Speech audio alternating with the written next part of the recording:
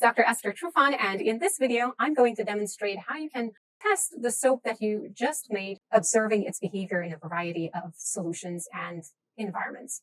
So for this experiment, we're going to use 3 different test tubes. You may use more if you create additional solutions. Here I have a test tube rack with 3 test tubes. I will create 3 different environments, one with deionized water, one with tap water, and one with the use of a calcium chloride solution.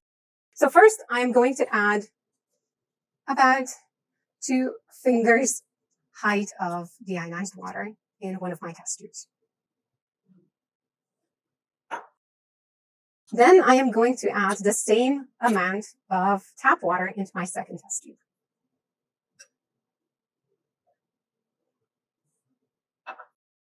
You can measure your volumes more accurately, but this is a really good estimate. And finally, in my third test tube, I will add the calcium chloride solution.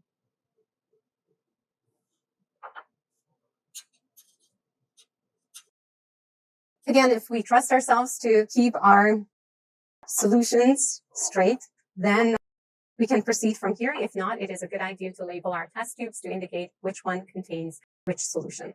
Next, we're going to use a spatula to add the same amount of the soap that we just filtered in the previous step.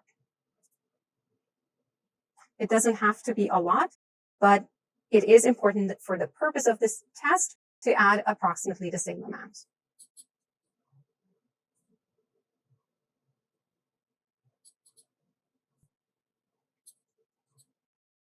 If you have an analytical balance, you may measure the amounts exactly. But for this purpose, a good estimate is acceptable. We're going to take our first test tube that contains the deionized water, cap it. We can use our fingers for this process. Or if we're doing the experiment or the test in a conical vial, we may just screw it shut and perform the test. We will shake it for a little bit and then let go. We will take a ruler and we're going to measure the height of the bubble column.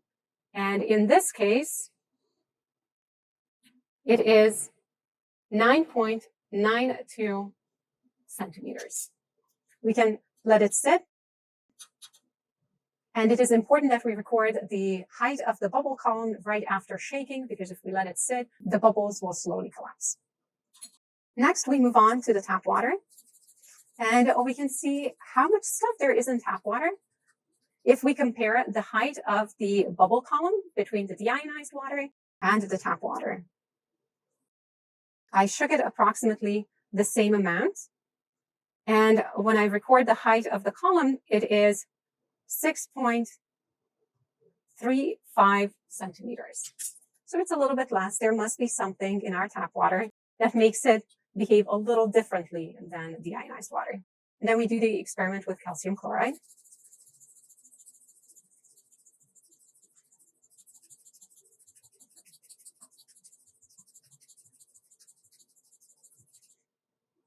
And we record the height of the bubble column,